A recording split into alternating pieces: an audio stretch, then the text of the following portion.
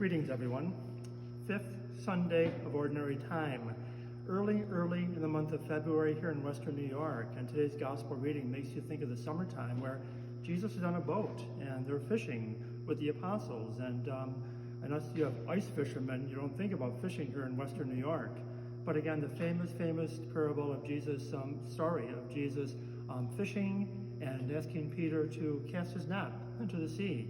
And of course, a multitude of fish brought forward, and Jesus calling the apostles to follow him at that point.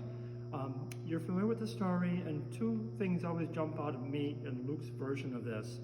Notice Jesus tells Peter, go out into the deep water, deep water. What does deep water mean to you?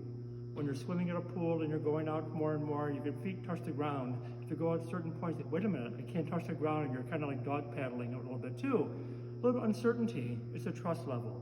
That's what Jesus meant to Peter. Go to deep water, trust me, trust me.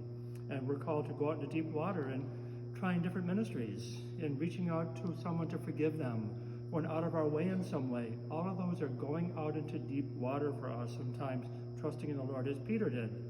Secondly, at the end of the reading, you know what happens, of course, where Peter goes to his knees and says, Lord, leave me. I'm a sinful person. I can't be following you. And Jesus says, come follow me. You know what? Peter's being honest. He knows he's not perfect.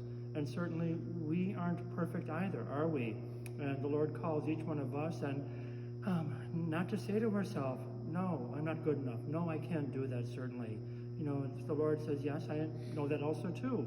None of us are perfect. The Lord says, come follow me, as he did to Peter. This weekend, in our homily this weekend for the third week in a row now, we do talk about the gift of Eucharist again, for the third sequence certainly, talking about our Mass. And this weekend, we'll talk a little bit more about the introductory rites of Mass and the liturgy of the Word.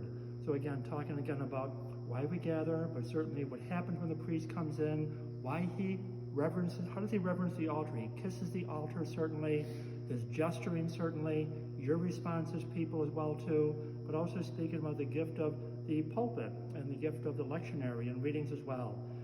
Certainly we can never tire of learning about the gift of our Mass. So I invite all of you to watch that, certainly, to be part of that also too, and acknowledge Christ calling each one of us. And certainly, even in our unworthiness, we are called to follow the Lord and go out to deep water, serving brother and sister. May God bless you always.